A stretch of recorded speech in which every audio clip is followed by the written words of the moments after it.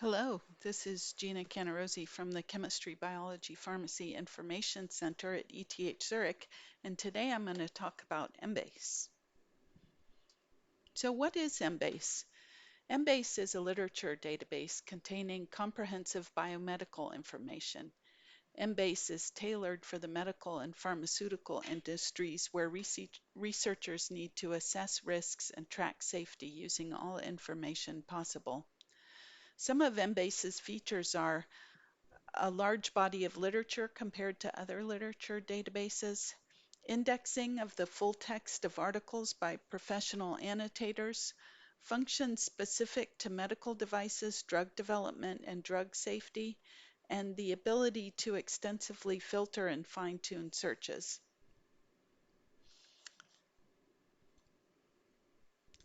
PubMed is a free biomedical literature database based on Medline. So what are the differences between Medline, PubMed, and Embase? Well, Medline is a product of the National Library of Medicine of the USA, and it was started in the 1960s. The focus of Medline is on medical and biomedical sciences. Medline introduced MeSH terms, which is a controlled vocabulary for describing biomedical terms. An example of the use of MeSH terms would be that if I use the term Motrin and you use the term ibuprofen, we're both searching for the same information.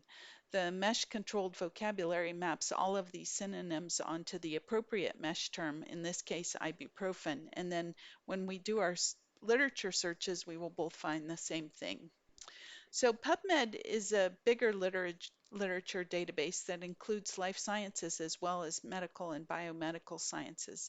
It's composed of all of Medline plus 11,000 books plus another 8 million records in PubMed Central. They also index with MeSH terms and they have searching and filtering capabilities. And PubMed is a free product offered by the US government. Embase is a commercial product that's offered by the company Elsevier. It contains all of Medline plus an additional 3,000 journals, plus medical conferences, plus preprints. It has more drug names, more chemical compounds, and more device names that are indexed. Embase has its own controlled vocabulary called Emtree, which is the same idea as MeSH, but it has then more than twice as many indexed terms. Embase has, in addition, very advanced searching abilities and extensive filtering abilities, and this allows you to fine-tune your searches to find exactly the literature that you need.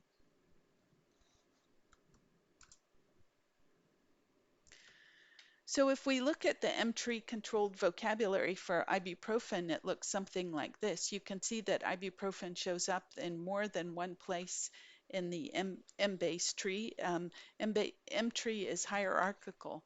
So that means you have classes such as chemicals and drugs or organic compounds and agents affecting metabolism, and ibuprofen belongs to all of these classes.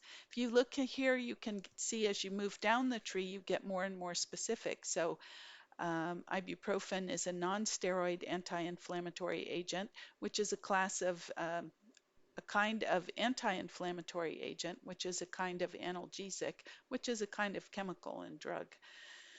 So the nice thing about having such a tree structure is if you search for anti-inflammatory agent, you can expand to the more specific terms, and ibuprofen would then also be searched. These keywords are assigned by professional annotators and based on the full text. So what the controlled vocabularies do is they allow you to use natural language um, to search for very specific terms. Emtree contains a lot of drug names, generic drug names, as well as the accepted drug name, medical devices.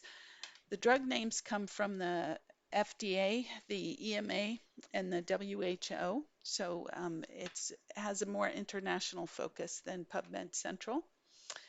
And it also contains a lot of disease and biological function names. In addition, medical procedures, including traditional Chinese practices, study types, and more. Look at the front page of Embase, you can see that I'm logged in up here. It's a good idea to create an account and log in because this allows you to save your searches and to set alerts. The entry page is the quick search, which is a good starting point. You can type your search term in the search box. For example, if I put in Motrin, and you can see that it automatically suggests the correct Emtree search term, which is ibuprofen. All I have to do is click on it. I can then limit my search by looking at these field terms. There's plenty of field terms, like I can limit it to the country of the author, the country of the journal, the drug manufacturer name.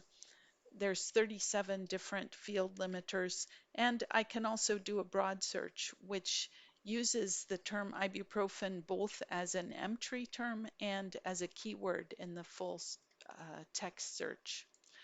I also have more filters here. I can limit it by publication years. So if I only want recent literature, I can also limit it by the date the record was added to Embase. This allows me to create a search and then make weekly or monthly updates. I also have some filtering here on what kind of evidence-based medicine I want to include: randomized controlled trials, controlled clinical trials, Cochrane review, etc. So that's the quick search, a good entry point. And then we have the PICO.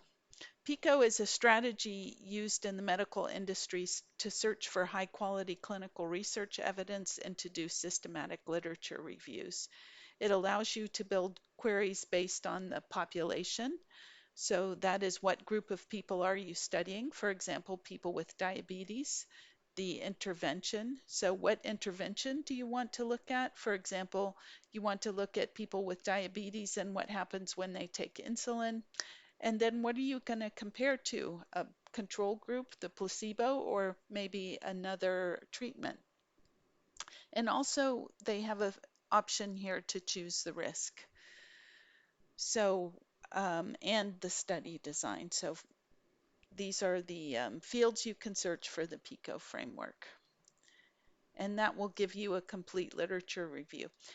Also, you can see that the Emtree tree is here. So once you choose something here like diabetes, it'll update the Emtree terms, and then you can fine-tune your search based on the Emtree tree. If I look at the PV Wizard, the PV Wizard stands for pharmacovigilance, or the drug safety. It's important for drug companies to track, to detect, and assess all adverse problems that happen with their drugs. So this interface has the 5 key elements, and it was developed with the pharmaceutical industry together.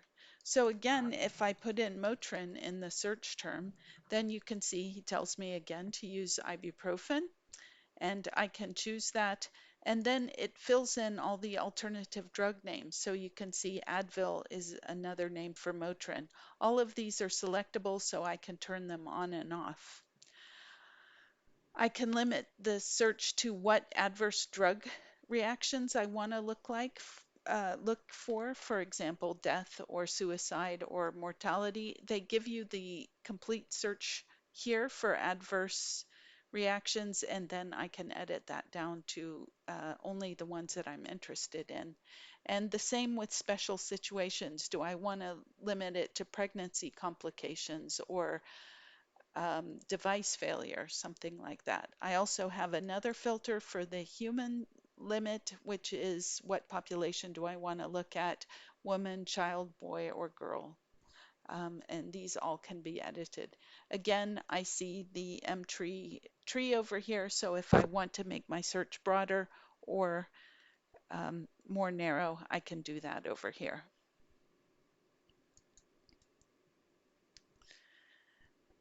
Medical devices also have their own search page. So if I add a device name such as pacemaker, that's a device, and he tells me to use cardiac rhythm management device. So then I have the device here. And now you can see there's several categories. So I can take defibrillator if I want to. I add the device name, and then I can look for adverse effects. I can limit again by date or when the record was added. The advanced search is like the simple search, but it has a lot more filtering. You can filter by date, sources, fields, quick limits. There's all sorts of filtering here that can be investigated. So if I put in ibuprofen here and I search, then I get back the search results, and there's some things that are worth noting here. One thing is that my search history is saved, and now I can click any of these search histories and combine them into a combined search. In this way, you can build very complex queries using just this as a combination of simple queries. You can also see a lot of filtering possibilities over here. Um, the search results come back with the key term highlighted, and you can see if I'm interested in this result, then I can find similar records by clicking over here. And you can also sort the results you get by relevance, author, publication year, or entry date. So that's a quick introduction to Embase, and I'm happy to take any questions if there are any. And so thank you for watching, and we hope to see you at the rest of the coffee lectures.